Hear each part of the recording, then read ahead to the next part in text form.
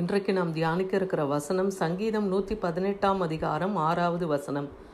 கர்த்தர் என் பட்சத்தில் இருக்கிறார், நான் பயப்படேன். மனுஷன் எனக்கு என்ன செய்வான்?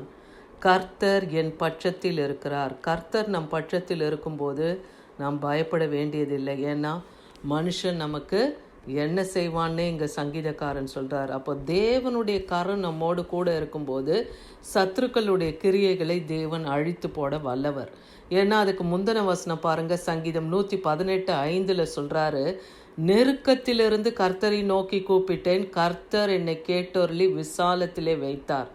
அப்போ கர்த்தர் நம் பட்சத்தில் இருக்கும்போது நம்முடைய நெருக்கமான சூழ்நிலைகளில் தேவனை நோக்கி நாம் கூப்பிடும்போது கர்த்தர் நம்முடைய வார்த்தைக்கு செவி கொடுப்பார். அவர் நம்மை விசாலத்திலே கொண்டு போய் வைக்க தேவன் வல்லமையுள்ளவராக இருக்கிறார். 118 சங்கீதம் 7வது வசனத்தில் பாருங்க, எனக்கு அனுகூலம் பண்ணுகிறவர்கள் நடுவில் கர்த்தர் என் பட்சத்தில் இருக்கிறார்.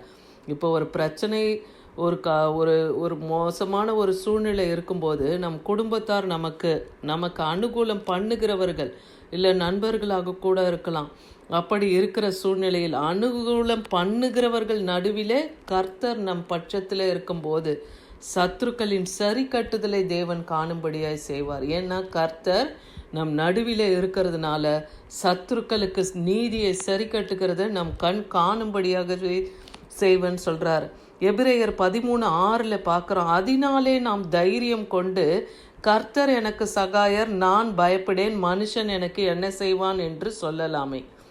எதினாலேன்னு நீங்கள் பார்க்கும்பொழுது அதுக்கு முந்தின வசனம் எபிரேயர் 13:5 பார்த்தீங்கன்னா, நீங்கள் பண ஆசை இல்லாதவர்களாய் நடந்து உங்களுக்கு இருக்கிறவைகள் போதும் என்று எண்ணுங்கள், நான் உன்னை விட்டு விலகுவதும் இல்லை, உன்னை கைவிடுவதும் இல்லை என்று சொல்லலாமே என்றே வேதவசனம் சொல்லுது.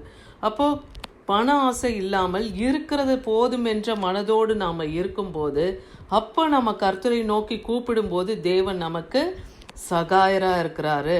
நாம் பயப்படவே வேண்டியதில்லை, மனுஷன் நமக்கு எதுவும் செய்ய முடியாது. அந்த தைரியம் நமக்கு தேவன் கொடுக்குறாரு. எப்போன்னா பண ஆசை இல்லாமல் போதும் என்கிற மனதோடு இருக்குது.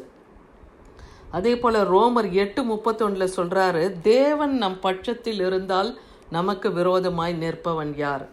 தேவன் எப்பொழுது நம் பட்சத்தில் இருப்பார் அப்படி நம்ம பார்க்கும்போது இதுக்கு முந்தின வசனத்தை நீங்கள் பார்க்கணும்.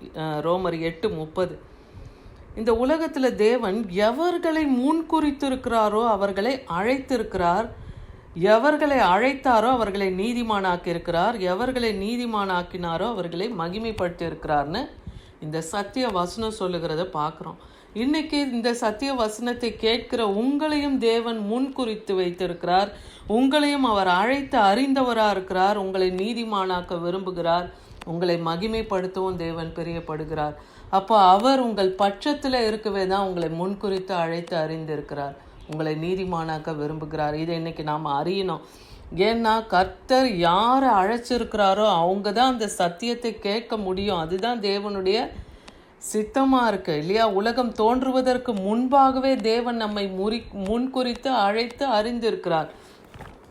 அதுதான், அப்படி தேவன் நம்மோடு கூட இருக்கும்போது நமக்கு விரோதமாய் ஒருவரும் நிற்க முடியாது.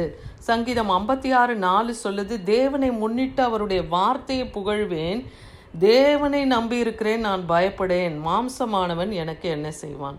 தேவனை முன்னிட்டு தேவனுடைய மகத்துவங்களையும் அவருடைய கிரியைகளையும் வல்லமையும் நாம் அறிந்திருக்கிறோம். அவர் அதிசயக்கத்தக்க தேவன், அவர் பரிசுத்தர், அவர் நீதி உள்ளவர், அவர் வல்லமில்ல தேவன், அவர் கிருபையும் இரக்கமும் நிறைந்தவர்னு பார்க்குறோம். அவர் சத்திய தேவனாக இருக்கிறார், அவர் நித்திய தேவனாக இருக்கிறார். அப்படிப்பட்ட தேவனை நாம் முன்னிட்டு அவருடைய வார்த்தைகளை அவர் அறிக்கையிட்டு இந்த வேதத்தில் எழுதியிருக்கிற ஒவ்வொரு வார்த்தையும் பரிசுத்த ஆவியினாலே அருளப்பட்டது இல்லையா? பரிசுத்தவான்களாலே இது எழுதப்பட்டது. அதனால் இது எல்லாமே சத்தியமும் உண்மையுமா இருக்குது. அப்போ தேவனை முன்னிட்டு அவருடைய வார்த்தையை நாம் புகழணும், அவர் நாமத்தை நாம் மகிமைப்படுத்தணும், அவருடைய செயல்களை நாம் சொல்லி துதிக்கும் போது, நாம் தேவனை நம்பி இருக்கும்போது நாம் பயப்பட வேண்டியதில்லை. மாம்சமானவன் நமக்கு ஒன்றும் செய்ய முடியாது. மாம்சமானவன் எனக்கு என்ன செய்வான்னு நீங்கள் சொல்கிறார். நமக்கு விரோதமாய் ஒருவரும் ஒரு காரியத்தையும் செய்ய முடியாது. ஏன்னா தேவனுடைய மகத்துவத்தையும் வல்லமையை நாம் அறிந்து அவரை புகழ்கிறோம். சங்கீதம் 56:9 சொல்லுது, நான் உம்மை நோக்கி கூப்பிடும் நாளில் என் சத்துருக்கள் பின்னிட்டு திரும்புவார்கள், தேவன் என் பட்சத்தில் இருக்கிறார் என்பதை அறிவேன். எப்போ நாம் தேவன் நம் பட்சத்தில் இருக்கிறார் என்பதை நாம் அறிய முடியும்னா, நாம் கூப்பிடும்போது நம்முடைய சத்துருக்களை தேவன் பின்னிட்டு திரும்ப பண்ணுவார். நம்மை மேற்கொள்ள வருகிற சத்துருக்களுக்கு தேவன் வெட்கத்தை உண்டாக்கி அவர்களை பின்னிட்டு திரும்ப பண்ணும்போது தேவன் நம் பட்சத்தில் இருக்கிறார் என்பதை நாம் அறிந்து கொள்ள முடியும். அந்த நேரத்தில் நாம் தேவனை மகிமைப்படுத்த மறந்துவிடக்கூடாது.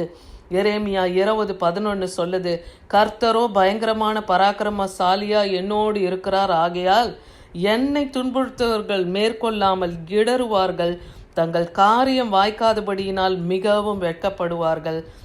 மறக்கப்படாத நித்திய லட்சை அவர்களுக்கு உண்டாகும். மறக்கப்படாத நித்திய வெட்கத்தை தேவன் அவர்களுக்கு உண்டு பண்ணுவார். ஏன்னா நம்மோடு இருக்கிற கர்த்தர் பயங்கரமான பராக்கிரமசாலியா இருக்கிறார். கர்த்தருடைய வலது கரம் பராக்கிரமம் செய்யும் என்றே வேத வசனம் சொல்லுது. இஸ்ரவேல் ஜனங்களை எகிப்திலிருந்து அவருடைய ஓங்கிய புயமும் பலத்த கரமும் வழிநடத்தினது பார்க்குறோம். அவர்களுக்கு ஆபிரகாமுக்கும் ஈசாக்குக்கும் யாக்கோபுக்கும் வாக்களித்த அந்த உடன்படிக்கையை காத்து கொண்டார். அவர்களுக்கு அந்த நித்திய கானானை தேவன் சுதந்திரிக்க கொடுத்தார். இன்னைக்கு நித்திய கானானா இருக்கிற அந்த பரலோக ராஜ்யத்தை, அந்த நித்திய ஜீவனை அடைய தேவன் நமக்கும் கிருபை செய்கிறார் இல்லையா? அதை தேவன் உறுதிப்படுத்துகிறவராக இருக்கிறார். அதனால இன்னைக்கு நாம் சொல்லுவோம், கர்த்தர் என் பட்சத்தில் இருக்கிறார், நான் பயப்படேன், மனுஷன் எனக்கு என்ன செய்வான்.